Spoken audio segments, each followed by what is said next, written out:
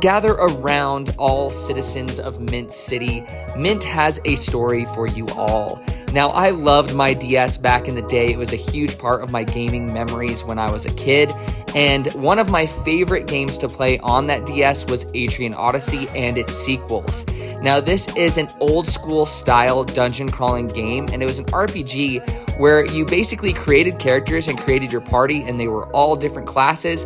And then you delved into dungeons and you mapped out your exploration in these dungeons with the stylus itself on the touchscreen. And that was just rewarding in and of itself, and it really scratched that completionist itch for me.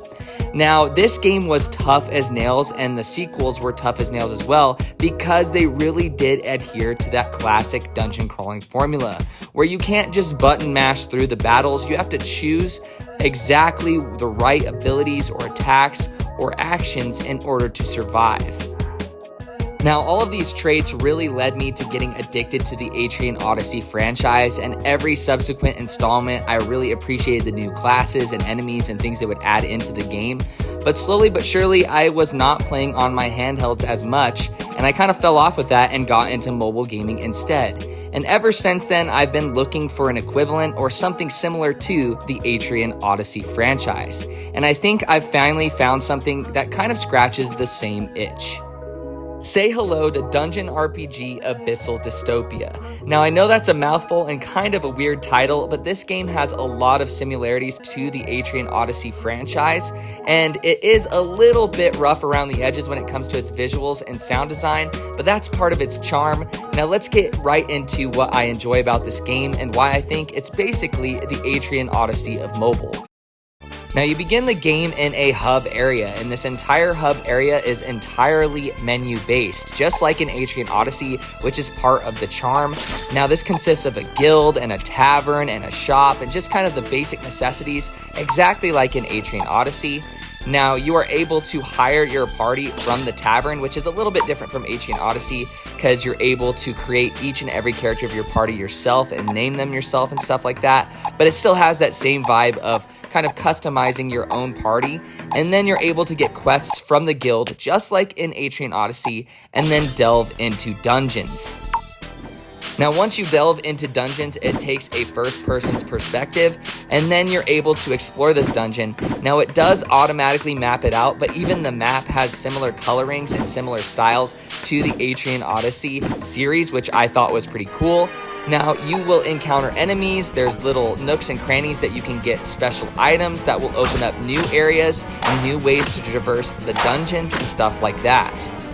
Just like in Adrian Odyssey, the enemies and bosses you encounter can definitely kick your butt at any time, and you need to go into every battle with the mindset that you need to be careful and make the right decisions, especially at the start when your party is very young and they're not leveled up and strong and they don't have a ton of abilities at their disposal.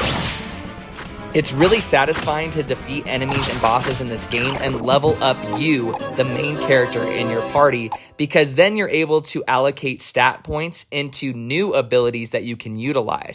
Now, the rest of your party members, since they're hired, they do not level up and they stay how they are until you hire a new set of adventurers to go with you on your next run. So this kind of makes it so you try to push as far as you can with the party that you have, and then you decide when to exit, because then your party members are kind of falling off when it comes to the enemies and the levels that you're encountering. One of the things I like about this game over the Adrian Odyssey franchise is that this game has a lot of quality of life improvements. Now, Adrian Odyssey was kind of hard to get into as a series because it was really complicated and it was really hard to figure everything out for yourself, and it didn't hold your hand. Now, with this one, there's certain options such as going into the tavern and having it auto-form your party, so it'll just choose the characters that it thinks you need, and that can be completely taken care of for you. And then that also happens with the battling system. Now, when you're really leveled up and when you're feeling really strong, you can just put the auto battle on and it'll handle the battles for you. Now, you can't just rely on this solely, but it's still a nice change whenever you feel like you're blowing through enemies and bosses. You don't have to just sit there and manually choose everything. You can just leave it up to the auto battling function. The gameplay loop of this game is actually super simple to understand, but it's very addicting to continue to play. You delve into dungeons, you get your spoils, you get stronger, and then you get out of that dungeon alive, and then you sell the stuff that you found in dungeons. You equip your character with more stuff to make him even stronger. You hire more powerful people from the tavern, and then you get more quests from the guild, and repeat. It's super simple, like I said, but man, is it rewarding. Now, as far as monetization goes, I have not seen one ad or an in-app purchase in this game whatsoever, which is really cool. So this game is completely free to play from beginning to end. I've just been drowning in nostalgia and charm ever since I started playing this game. It surprised me quite a bit with how fun this is. When initially, when you look at it, it kind of looks bare bones, but it really harkens back to those classic dungeon crawling games of the past in a really good way. Especially if you played the Adrian Odyssey series, you will like this game. But if you like any sort of RPG at all, I highly suggest you download this one. Since it's completely free, you have nothing to lose. The link to the game is in the description down below, and don't forget to leave a like, pop a sub, and comment if you enjoyed this weird kind of love letter or review or first impressions video, whatever you want to call it. I appreciate the support. I hope you guys are staying safe, and take it easy.